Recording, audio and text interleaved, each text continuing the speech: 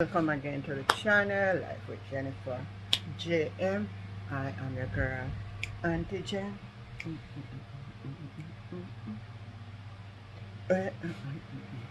Anyway, boy, oh boy, some more things are happening. How are you going? No, man. No, no, no, no, no, no, no. Too much of a things going on. But anyway, I'm loving what I'm seeing the PNP coming up with. This is awesome. This is something new.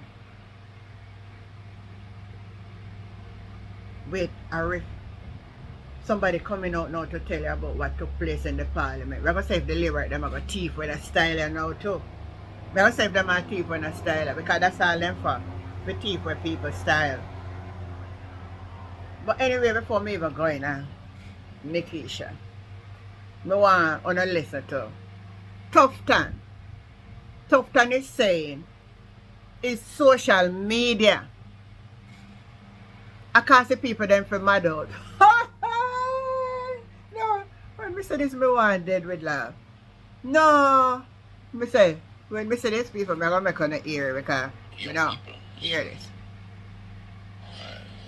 I don't think that at this point I could, I'm certainly not on my own advocate for a ban on social media. What I think is necessary though is for a recognition by the society that it can be addictive and that there are certain controls, particularly when it comes to young people, children in the homes, in terms of what they access. As you know, there are possibilities around restrictions based on the device that you use and the parameters that are adjusted, the settings. And there are many people who do that.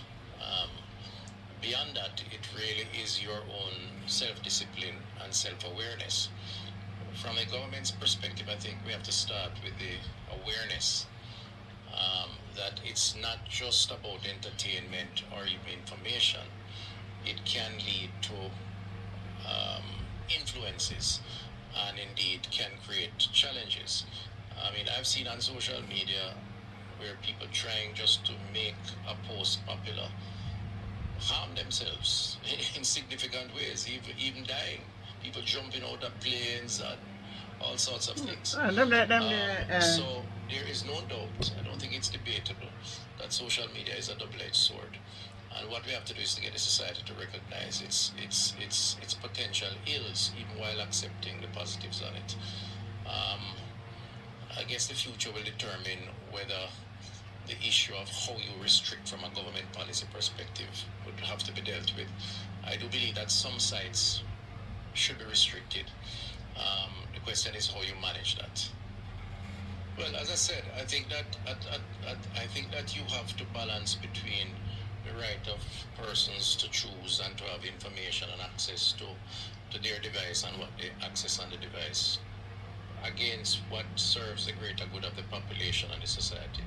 And I think it starts with informing people about what the ills potentially are.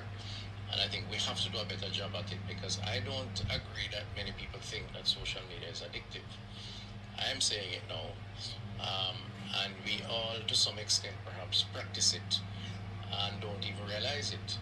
And I think one of the first things we need to do is to challenge persons to think about whether or not they should turn off their phones at 9 o'clock and go to bed, because rest is more important than being on the, I don't want to call any names, the various platforms until the wee hours of the morning, and then don't get enough sleep, and then the next day you're stressed out and tired and can't drive the vehicle and so on, and get into other issues. I think those are issues that we have to confront and say frontally. Now, the other extreme of that around restriction is where you have children who can be exposed and can manipulate the device perhaps even better than we can as adults, because that's their kind of era, and are therefore able to access how to make guns, access lewd sceneries that could be devastating access, how to create AI access, how to bully, or indeed become the victims of bullying. And I think that from that perspective, parental guidance should be applied. And indeed, as a society, we may have to consider some of those in a more formalized way. So I know it's not the answer you're looking for, but in other words, it's a mix, it's a balance. So we want to blame social media now for who is in Jamaica. I want to look forward. So I want to still come back with the social media something again. Don't tell me what I'm thinking, because see, him thinks that some of the people them might get off of their head because of social media too. So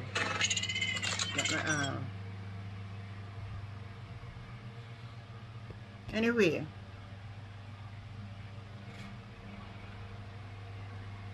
let me take you into a clip. Nikisha Burchell explaining what took place in the parliament. I want to listen to this, yeah? And don't remember, so if you like and share and subscribe to the channel and leave a comment on the conversation. Continue and tell me what you think. Bye. Spokesperson for culture, creative industries and information. Well, Parliament can feel distant.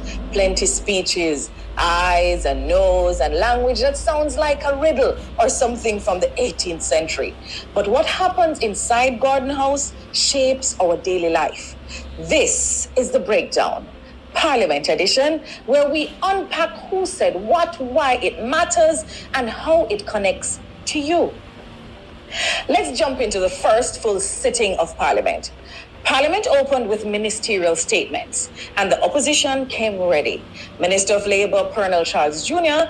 announced a new focus on Jamaica's seniors, policies on aging, pensions, and elder care. Opposition MP Denise Daly welcomed the focus, but urged real action, citing the daily struggles of the elderly. Opposition leader Mark Golding, along with Dr. Angela Brownburke and MP Anthony Hilton, added calls for stronger pension support. After that, the Minister of Culture, Olivia Babsy Grange, tabled a green paper on Jamaica's creative economy. I made my maiden contribution as the opposition spokesperson for culture and creative industry. That was my first official statement. I stressed that while culture is priceless, creatives must earn from it. That means monetizing creativity, protecting intellectual property, and ensuring the world's love for Jamaican culture benefits Jamaican creators. Other opposition members, such as our leader of the opposition, Mark Golding, MPs Damian Crawford, Wavell Hines, Isaac Buchanan, and Kenneth Russell, urged proper funding, free movement for artists, and stronger copyright laws to build the business of culture. Then came the fire. The real debate was about committees. Leader of Government Business, the Honourable Floyd Green, listed the new parliamentary committees. But here's a twist. Most include government ministers and are chaired by them. In simple terms, the people meant to be watched are watching themselves. That's like marking your own exam paper. Oversight means accountability, not self-protection.